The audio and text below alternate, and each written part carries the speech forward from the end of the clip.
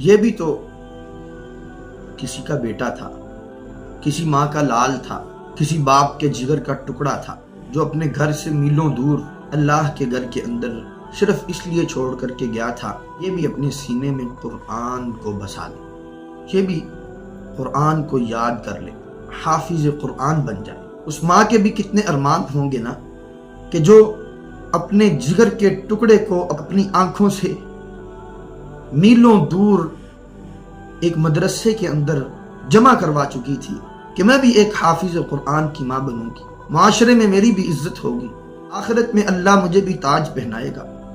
اس باپ کی بھی کتنی خواہشات ہوں گی کہ میرا بیٹا حافظ قرآن بنے گا، دنیا میں میرے نام کے ساتھ بھی یہ تمغہ لگ جائے گا کہ یہ حافظ کا باپ ہے۔ اور یارو، باپ تو اپنے بیٹوں کو بچپن سے ہی اپنے ساتھ لگاتے ہیں کہ میرا بازو بنے، میرے ساتھ کمائیاں کرے، میرے ساتھ گھر کا خرچہ اٹھائے، گزر بسر کرے، میری مدد کرے۔ لیکن قربان جاؤں ایسے بچوں کے والدین پر جو اپنے لختے جگر کو اللہ کے حوالے کر جاتے ہیں۔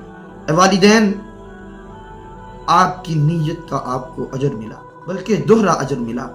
وہ حافظ قرآن بھی بنے گا، بن چکا، اور وہ ایک شہید بھی بن چکا، آپ کو دوہرے اجر ملیں گے۔ لیکن ایسے قراء جو نام نہاد قراء ہیں، ان کو کیفر کردار تک پہنچانا از حد ضروری ہو چکا ہے۔ کب تک یہ لوگوں کے بچوں کو ایسے درندگی کا نشانہ بناتے رہیں گے؟ کب تک یہ مدارس کو بدنام کرتے رہیں گے؟ کب تک یہ اسلام کے نام پر دبا بنے رہیں گے؟ آخر کب تک اس ظلم سے مدارس کی جان چھوٹے گی؟ یہ حقیقت میں مدارس کی بدنامی ہے۔ لوگ اللہ کے لیے اپنے بچوں کو وقف کر دیتے ہیں، لیکن یہ اپنی ہوس کا نشانہ بنا کر کے ان کو جان سے مار دیتے۔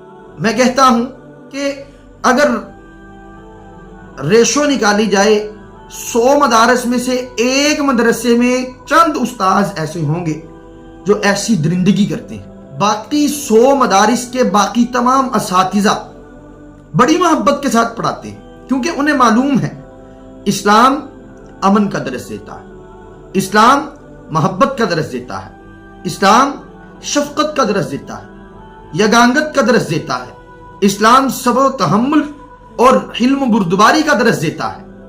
وہ یہ چیز اپنے دلوں و دماغ